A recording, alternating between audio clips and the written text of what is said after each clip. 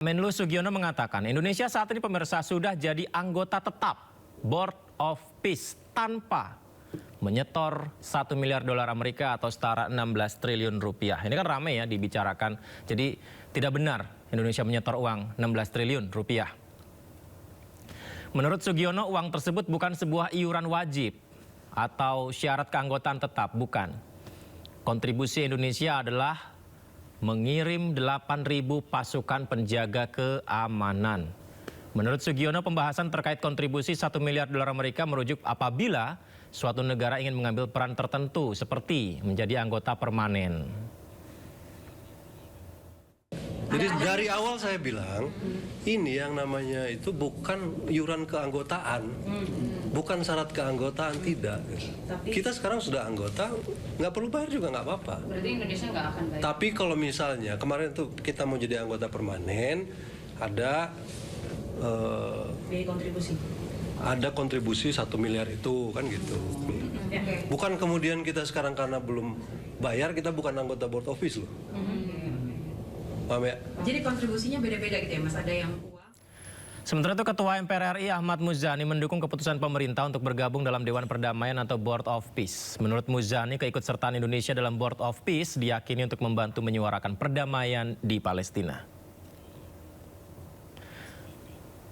Jadi pemirsa, Muzani juga menyebut keikutsertaan Indonesia dalam Board of Peace menjadi terobosan meningkatkan citra Indonesia di mata internasional. Langkah ini tidak hanya menunjukkan keberpihakan Indonesia pada Palestina, tapi juga memperkuat posisi Indonesia di mata dunia.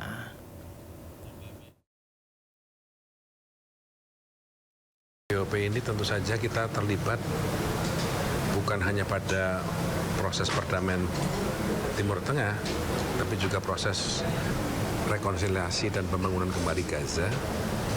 Dan itu saya kira sebuah langkah yang maju dan konkret dari upaya kita memerdekakan bangsa Palestina dari cengkeraman Israel. Tentu ini adalah sebuah upaya diplomasi yang luar biasa. Kita bersyukur ada keberanian dalam berdiplomasi dari Presiden Prabowo di bawah pemerintahan beliau. Langkah ini bisa menjadi sesuatu yang membanggakan. Sebelumnya Presiden Amerika Serikat Donald Trump membuka langsung pembukaan KTT Dewan Perdamaian atau Board of Peace di Washington DC. Di momen itu Trump secara khusus memuji kepemimpinan Presiden Prabowo dan menyebut tak berani melawannya.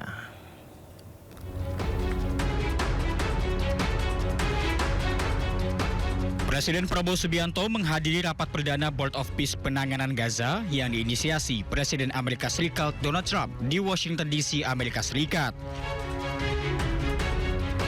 Kehadiran Indonesia menegaskan peran aktif dalam upaya gencatan senjata, stabilisasi keamanan, dan rekonstruksi di jalur Gaza.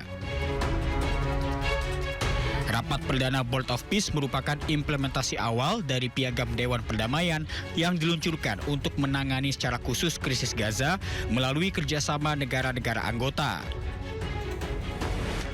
Forum ini dipimpin langsung oleh Presiden Amerika Serikat Donald Trump sebagai ketua dan melibatkan negara anggota serta observer. Dalam sambutannya, Trump memuji kepemimpinan Presiden Prabowo Subianto yang ia sebut sebagai sosok yang gigih hingga Trump mengaku enggan melawannya. Man that I really like a lot he's definitely tough. I don't want to fight him. President Prabowo of Indonesia. Thank you very much. Please, this is a big guy. I tell you, I said, how many people in Indonesia? He said like 240 million. I said, no, say it again. How many? It's a big country you have. And you do a great job and respected by everybody. And thank you very much for being here. Thank you very much, Mr. President. Partisipasi Indonesia dalam Board of Peace juga dimaksudkan untuk memastikan proses rekonstruksi dan stabilisasi keamanan berjalan inklusif, transparan, dan selaras dengan prinsip hukum internasional serta aspirasi rakyat Palestina. Dari Washington DC, Amerika Serikat, Aya Nufus, iNews melaporkan. Presiden Prabowo Subianto menghadiri langsung pembukaan KTT Dewan Perdamaian Board of Peace di Washington DC. Di acara itu Indonesia bersedia menjadi wakil komandan untuk pasukan stabilisasi Gaza.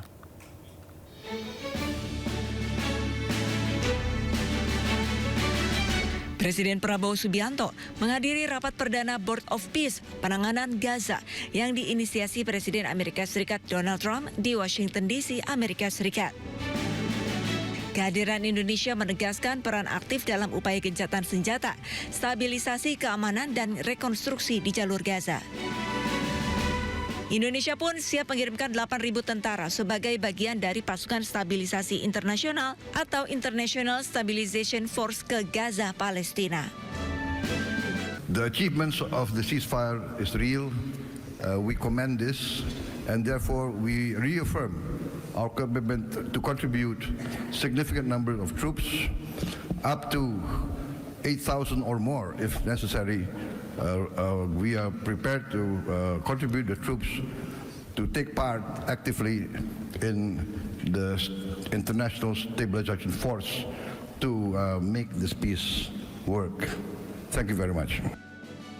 Indonesia juga ditunjuk menjadi wakil komandan untuk International Stabilization Force atau ISF. Pasukan ini akan mengawal perdamaian dan pembangunan di Gaza.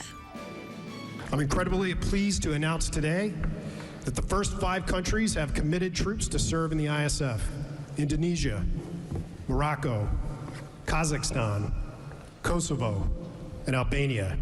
And 2 countries have committed to train police: Egypt and Jordan. I would also like to announce that I have offered and Indonesia has accepted the position of Deputy Commander for the ISF. Indonesia tercatat sebagai salah satu dari 5 negara yang akan mengirimkan pasukan guna bergabung dalam ISF. Nantinya, pasukan dari kelima negara akan mengamankan wilayah perbatasan dan menstabilkan lingkungan di Gaza. Dari Washington DC, Amerika Serikat, Aya Nufus, iNews melaporkan. Tingkatkan status kepenyidikan, polisi belum tetapkan ibu tiri bocah korban penganiayaan di Sukabumi sebagai tersangka. Informasi kami hadirkan usai jeda di Sindo Prime.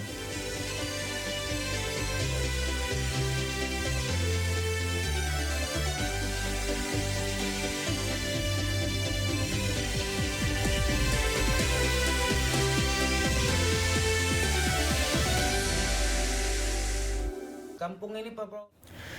Kita beralih ke informasi lainnya. Lembaga Pengelola Dana Pendidikan LPDP menyayangkan polemik yang muncul buntut unggahan di media sosial oleh alumninya Dwi Setianing Tias. Bahkan kini suami Tias bernama Arya Iwantoro yang juga alumnus LPDP terancam disanksi jika terbukti belum menyelesaikan kewajiban. Tunggu-tunggu selama 4 bulan ke belakang nyampe juga. Ini paket bukan sembarang paket. Lembaga Pengelola Dana Pendidikan LPDP angkat bicara terkait kontroversi seorang penerima beasiswa Dwi